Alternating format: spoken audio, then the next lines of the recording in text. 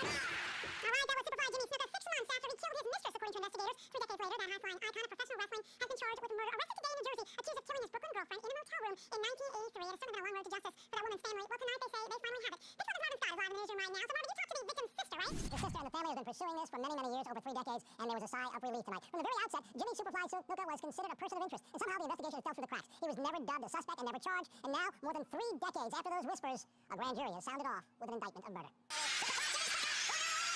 A longtime wrestling legend who earned a place in the WWE Hall of Fame, Jimmy Superfly Snuka, escaped charges, even though he initially admitted shoving Nancy Argentino, causing her to fall and hit her head, a story he later changed. It was May of 1983 when the 23-year-old Brooklyn woman was found gasping for air in her Allentown motel room. She died a day later. An autopsy determined she died of a traumatic brain injury and suffered more than 2 dozen cuts and bruises. Injuries, authorities said, were consistent with maid abuse. Superfly continued thrilling fans as the investigation went cold, until 2 years ago, when a local newspaper, The Morning Call, uncovered a never-before-seen autopsy report that labeled Nancy's death a homicide. A grand jury was impaneled, leading to the Superfly's arrest. Charges of third-degree murder and involuntary manslaughter have been filed today against former professional wrestler James Snuka.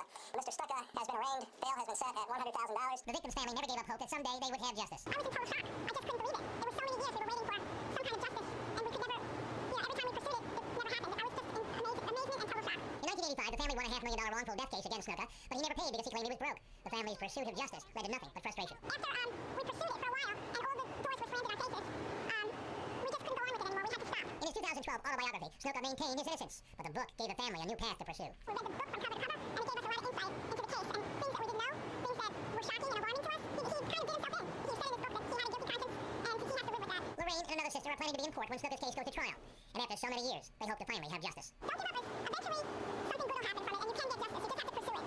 And the family certainly did pursue it. Snuka was arrested at his home in southern New Jersey. He now faces trial for a cold murder case that suddenly heated up. He's now 72, and he has more than a trial to contend with. Just last